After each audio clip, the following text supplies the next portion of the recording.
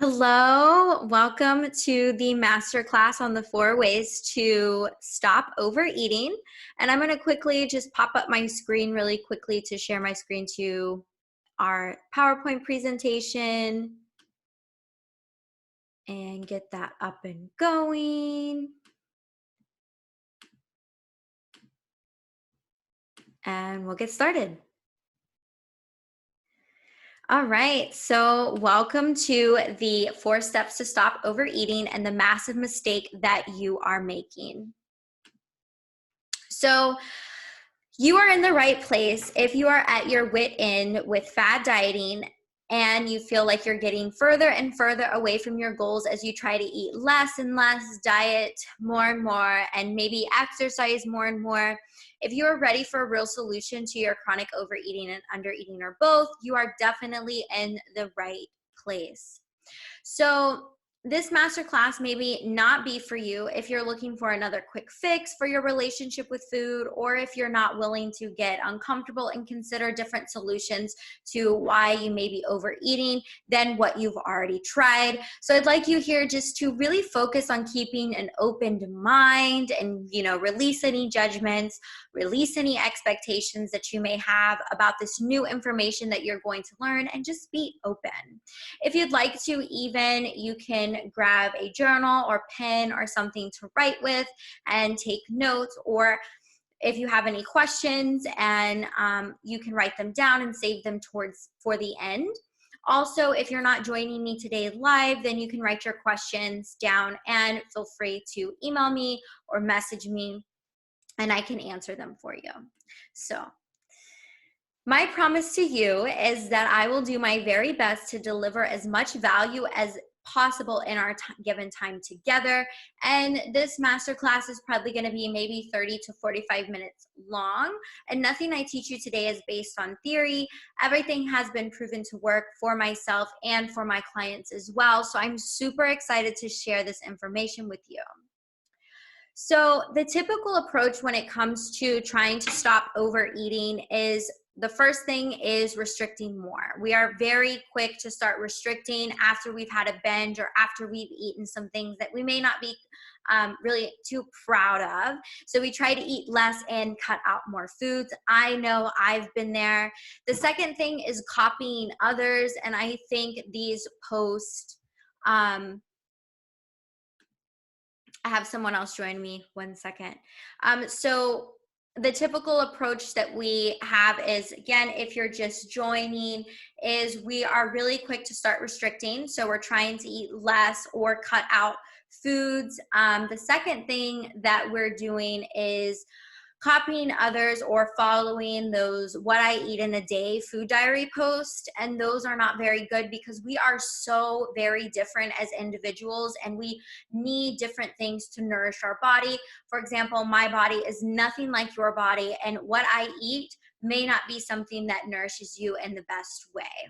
The second thing that we do whenever we are trying to stop overeating is we start the fad dieting, and we start this because we believe we're broken, so someone else must hold the keys or the solutions to what is going on in our bodies. And the biggest fad diet that I see out there right now, and no shame if you are on this diet, but I see the keto diet as the biggest fad diet. I see a lot of people using it as quick fixes, and I've also seen a lot of people start keto, lose a ton of weight, and then gain it all back. And this is because they are only focusing on food and neglecting the underlying root cause of why they're overeating in the first place.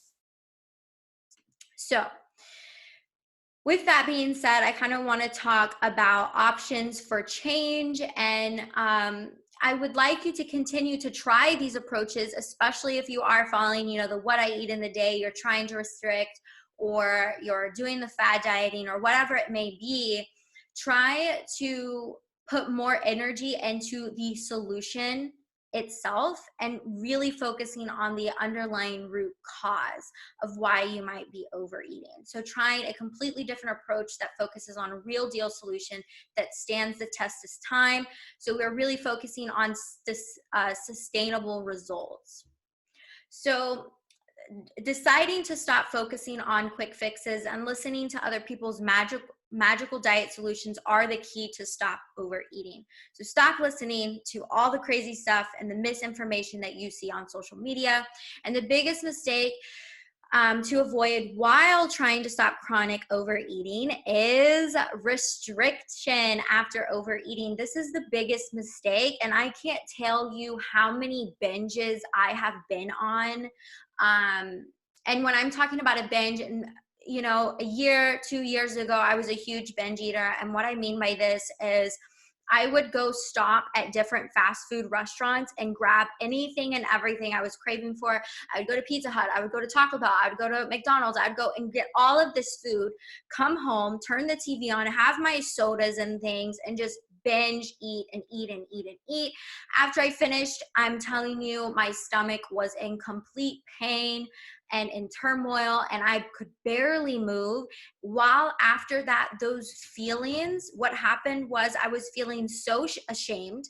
I was feeling guilty. I was feeling fat. I was feeling ugly. I literally hurt. And that made me feel so bad and then caused me to start restricting after. And the reason why we do this is because we've lost trust in our body after all the dieting and misinformation that we've been told. And so it's really understandable. Hello, Rowdy. Sorry, that's my cat. Okay. So it's understandable if you're feeling very shameful or you're feeling guilty or you're have all of these negative feelings that come after you've done a binge or after you've even overeaten. That's totally normal.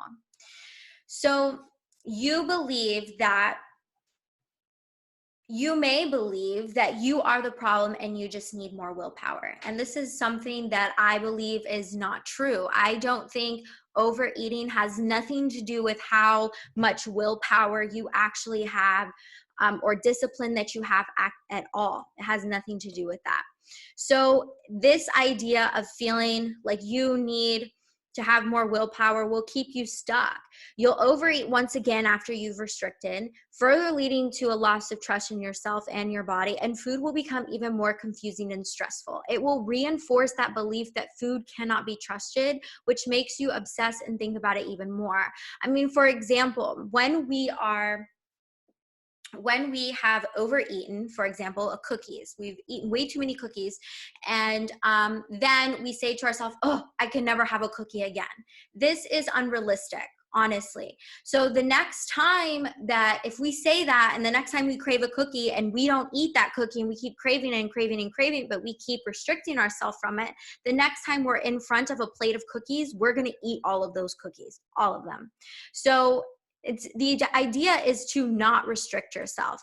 Instead, what we want to focus on is eating whole, balanced meals regularly.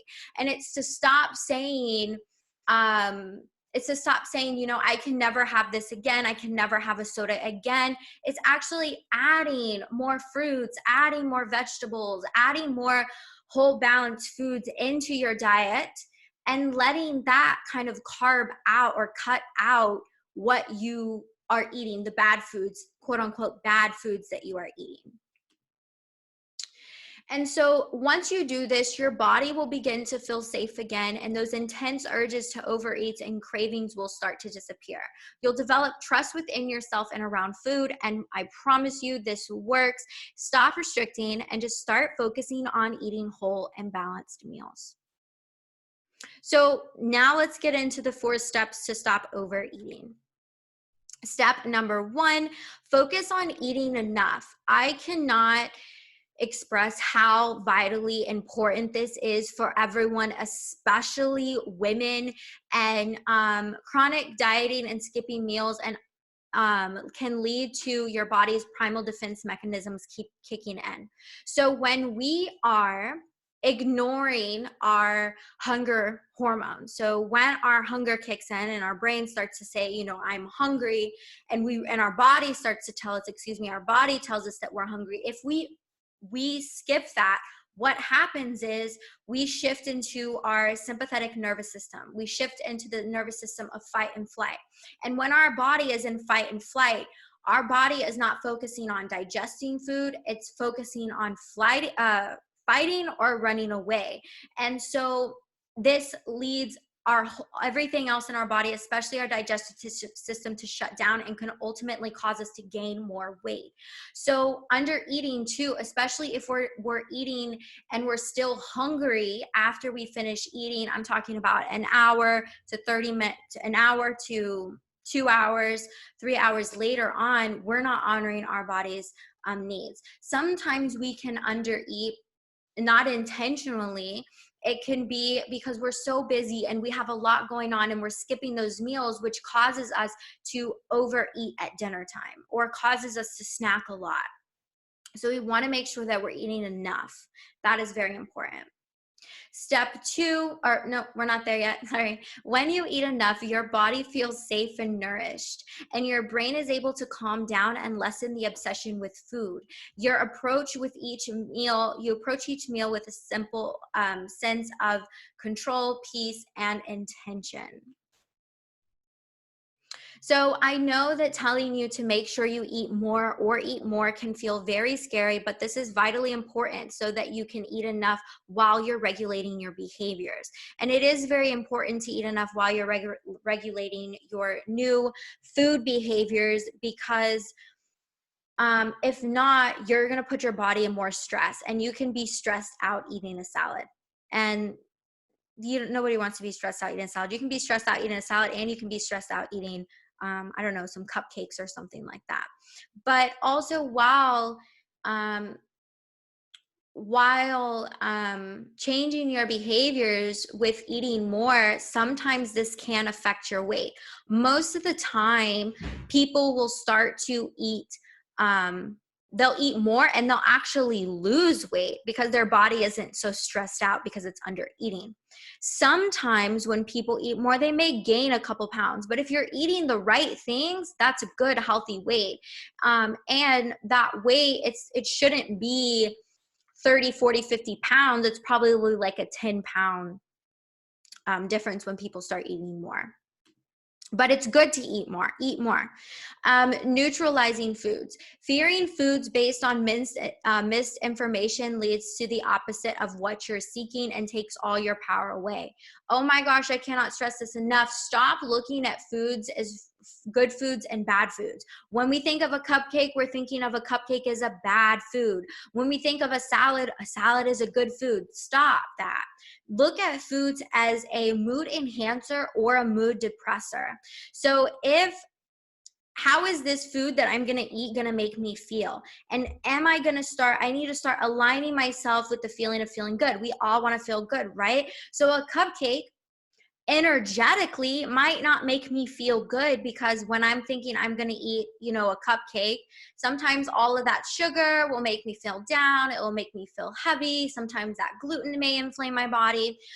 Versus if I eat a salad or if I eat an apple, that's going to make me feel lighter. It's going to give me enough sugar that I need and going to make me be on my way. And I'm just going to feel like go, go, go, go, go. I'm going to feel good. So aligning yourself with how is that specific food going to make me feel, instead of saying this food is a good food or this food is a bad food.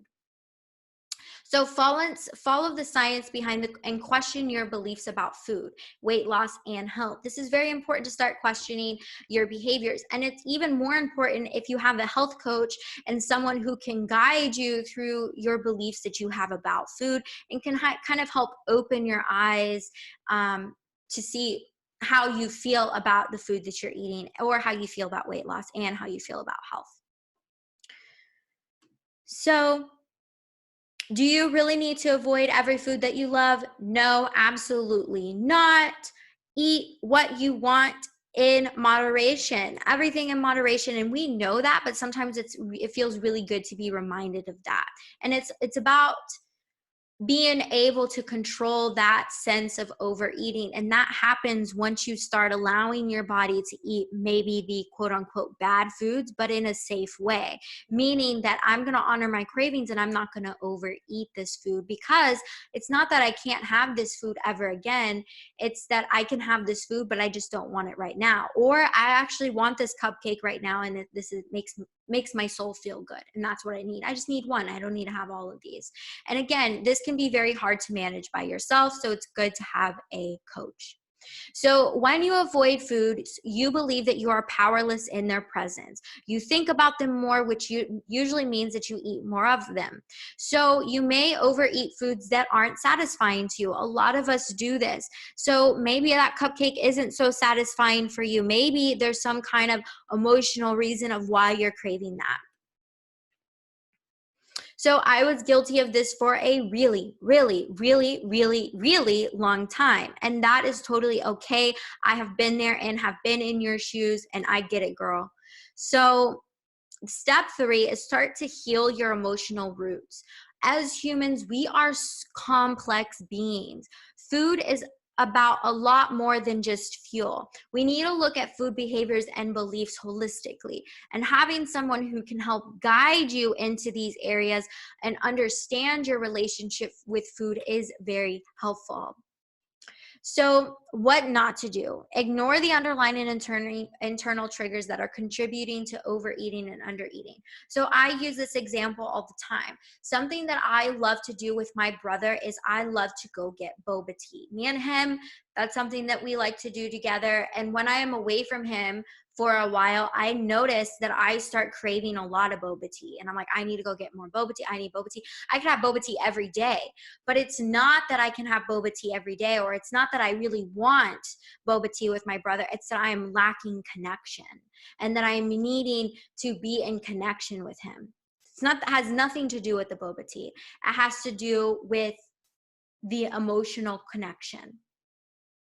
So stop ignoring the underlying internal triggers that are contributing to undereating and overeating. Instead, dedicate yourself to the healing of the emotional root cause and obsessing over your body, dieting, and or other foods.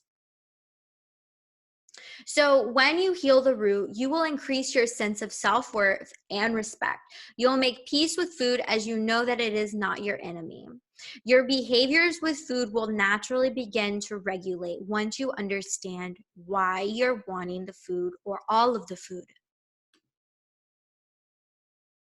So step 4, accept discomfort. Changing habits and patterns is not easy. You must get uncomfortable with the discomfort, at least in the short term. And through discomfort, that's how we grow. That is how we grow. If we are always feeling a sense of comfort, then we're not going to grow. So it's very important for us to step in to the uncomfortability of dealing with the feelings. So sometimes it's that, you know what, I'm craving a donut. It's not that I'm craving a donut. Sometimes it's that I'm craving maybe connection. Maybe I'm craving more stimulation of my mind.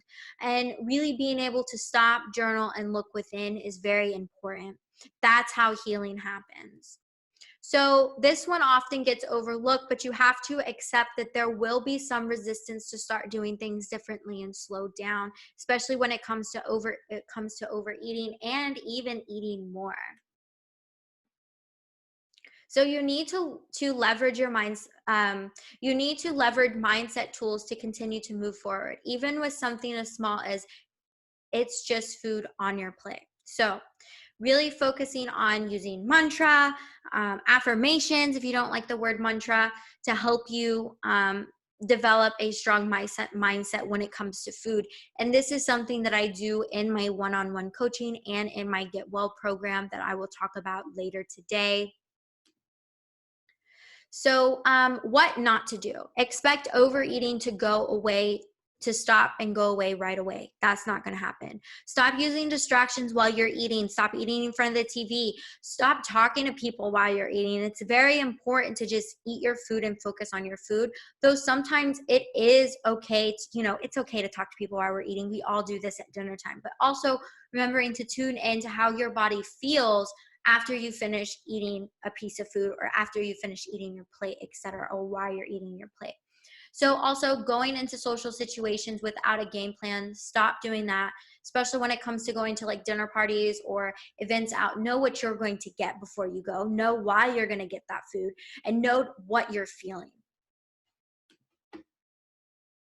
So when you accept discomfort with change, you will be equipped to navigate the food any food situations mentally and emotionally. And I'm telling you, it just happens. Like the other day, I was at my friend's birthday party and we were out to eat, and I was just honestly craving fried chicken.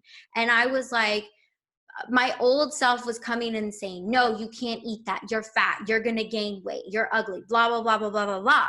All of these negative gremlins came in. And instead, I have to say, no, why do I really want this?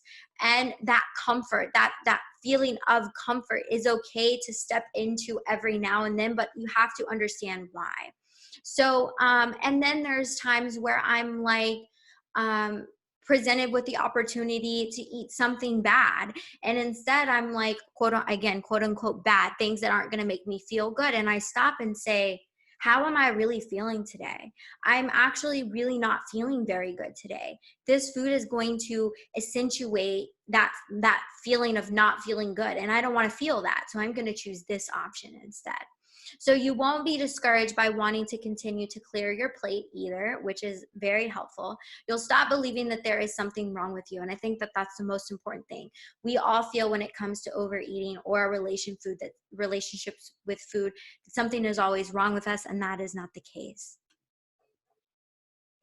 So mistakes to avoid: restricting after you've overeaten. And while I may say it may seem logical, but it perpetuates the cycle. So we don't want to restrict after we overeat. And again, the 4 ways to stop overeating is to eat enough, heal emotional roots, neutralize food, and accept discomfort. So if you take away one thing from this, I want you to know that you can stop the cycle of overeating and fearing food and doubting yourself. You can. It's real. It can happen. And I have developed this framework to help you find freedom with food and to stop overeating. And I have outlined that for you today in my Get Well program that I'm going to share with you. But the question is, how can you apply this to your own relationship with food? So first things first is, here's your options that you can do. You can be the solo investigator. You can experiment and try to piece everything together that you've learned today on your own, or you can take the fast track option. And you can get this step-by-step process in my Get Well program and not waste any time at all and be on your way to healing your relationship with food in January. So let's talk about it. So the 12-week online Get Well program, this is going to help you stop the endless cycle of overeating and undereating for good, and help you stop obsessing about food for good. We talk about so much more than food, and I'm going to kind of outline that for you. The first week 1 and week 2 is where we really dive into the concept of food. So this is a curriculum week by week. Week 1 and 2 is all about getting your nourishment, and it's time to let go of meal plans and calorie restrictions and change your relationship with food. This is where you receive my nourishment guide and yoga practice as well, because it's also not just about nourishing your physical body through food, but also nourishing your body by movement as well. Here is where we learn how to make simple recipes that nourish your body and soul, and how to meal prep and learn new ways of eating. You also get a handful of yoga practices that are mixed level based, and we focus on shifting your relationship to physical activity and start honoring your body's needs instead of exercising and it feeling like a chore. We talk about how to move your body in an enjoyable way that gives you the results that you need. And the results of week 1 and 2 is that you will shift your relationship with food, and you'll be able to intuitively eat and feel more prepared to plan and prep meals without feeling anxious. You will learn how to nourish and honor your body's need and stop overeating.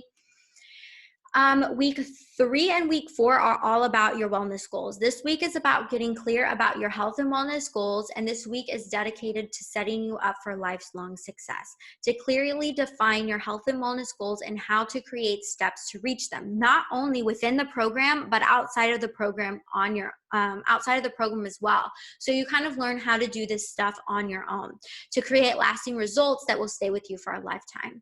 So learning how to find peace within happiness in the chaos, and this is so important. We have so much going on, and sometimes life can just feel like you wake up and you're like, oh, I don't want to be a human today. I don't want to go to work. I don't want to do this. But also to be able to have peace and comfort within the life that you're living as well, which is so important because I want my students to be happy. You will be able to define what your definition of health and happiness truly is. You'll know how to set realistic goals for yourself while having the lasting motivation to actually accomplish what you put your mind to. So week 5 and week 6 is all about taking control, and we have to take control. Let's talk about all things mental this week. And this week we will dive into meditation as a way to understand what's working and what's not working in our life, and to understand why we're actually having this relationship with food as well. I will discuss the importance of breath work to help with emotional distress that you might have around strong feelings, especially those aha moments when it comes to those underlying root causes of why we're feeling the way around food. So breathing helps with that emotional distress and strong emotions. We'll talk about anxiety and depressions, all things meditation, and how to develop a meditation practice. We'll also learn different yogic breathing practices, and you'll learn how to kill the mental demons that are holding you back from success in not only the areas of food, but in all areas of your life as well. So the results of this week is you'll know how to fix what isn't working and what isn't working in your life. You will learn how to take control over your mood and motivation. And this is very important when it comes to having a healthy, holistic life, especially motivation. You will have the skills necessary to deal with strong emotions such as anxiety and depression. Week 7 and 8 are all about self-love, and it's all about you, honey. This week, we are redefining our definition to self-love and learning how to have regard for our own well-being and happiness without sacrificing your needs for others. So we're talking about body image, we're talking about period, we're talking about sleep, all important things. So daily self-care practices or self-love practices, and the importance of filling your cup first. So the results that your relationships in your life will be stronger, and you will have more energy to live your life to the fullest, and you will stop putting yourself first you'll start putting yourself first in order to be at the top of your game for others, and most importantly, at the top of your game for you. So week 9 and week 10, power of love. And I love this week because we are discussing how each person shows up in the world differently as we dive into the philosophy of the yamas and the niyamas and give you an understanding of what you do matters and how this affects your health. So we're talking about vibration, energetics here, and how to heighten your vibration and contribute to the world. We're talking about healing past relationships, current relationships, and relationships with yourself and with food as well, and understanding the importance of what you say and do matter. So the results, you will feel your heart beginning to expand and show up into the world with loving and honest tendencies, and learn how to deepen your connection with others. You will be more confident in the skin that you are in and learn how to lift yourself up and those around you, which is very important to live in a happy life. Week 11 and 12, oh, my favorite week. You will have the knowledge. You have all of the knowledge in the program, and this is about putting it into action. It's all about creating rituals that make life more enjoyable and ones you will actually stick to. And from now on, you will create more realistic goals and create a life that you love to live. And we're talking about what gives you the motivation and what keeps you on track to living your best life, how to create daily rituals, how creating daily rituals is the foundation to your health and happiness. And have the knowledge, let's put it into action. Again, from now on, you will create more realistic goals and create a life that you love to live.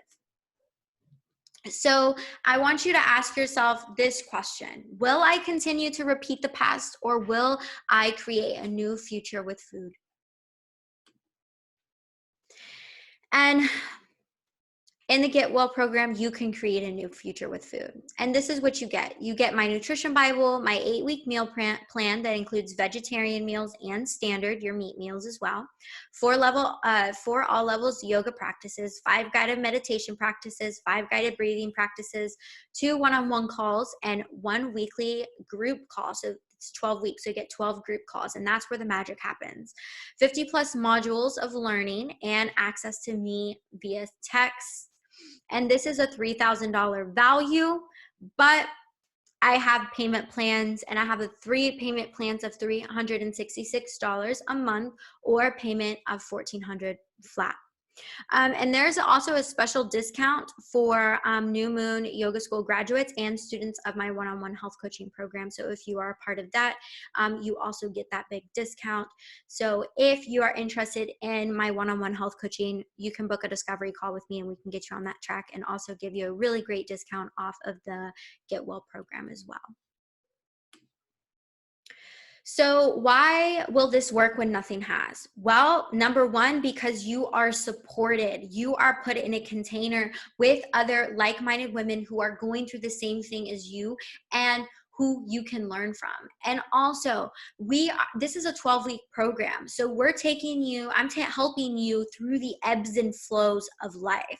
So you have support 24/7 as you are putting all of this new knowledge into work. 12 weeks, 3 months, that's a good amount of time to help you start healing and help you set in good, healthy routines. So that's why this works, because you have support. And because this information has worked for so many of my clients and as well for me, and has completely changed my life. So what if you want to lose weight? Well, I cannot guarantee you lose weight. It all depends on the work that you put in, and it all depends on your body and what your body is in need of.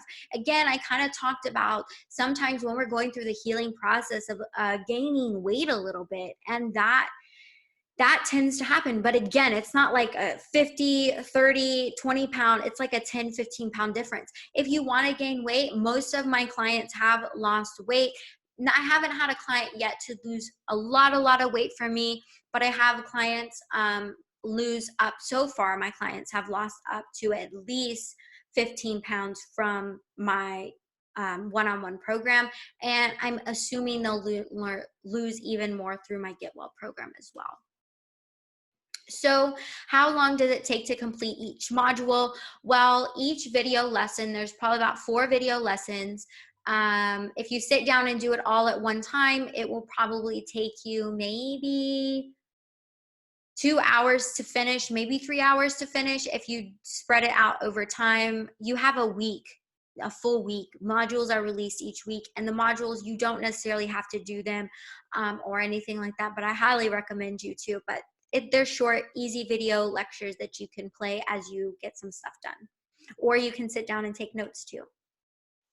So how long will it take for me to heal and reach my goals? Well, it's different for everybody.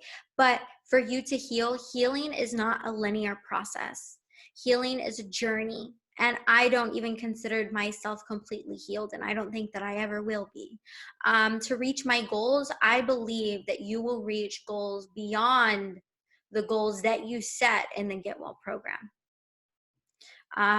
Through this work, I have set weight loss goals for myself. I have set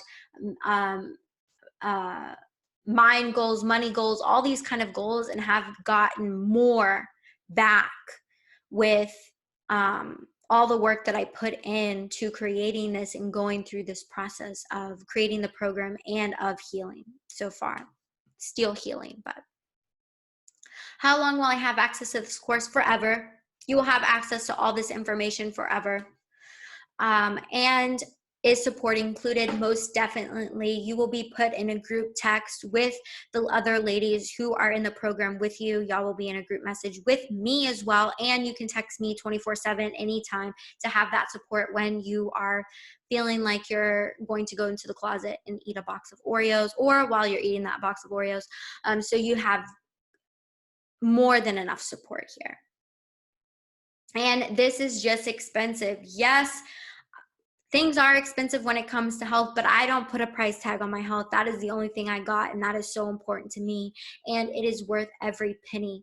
And you know what? I strongly believe in divine timing, and if this isn't your time that to take the program, then it's not your time. And I only want people who are willing to invest in their health in my program. And I'm too busy to focus on this. Again, I believe in divine timing, and maybe now is not the time. But again, I want students who are ready to fully invest their time into this program. If not, I know there will be other opportunities to take this program as well. But this is all I have for you.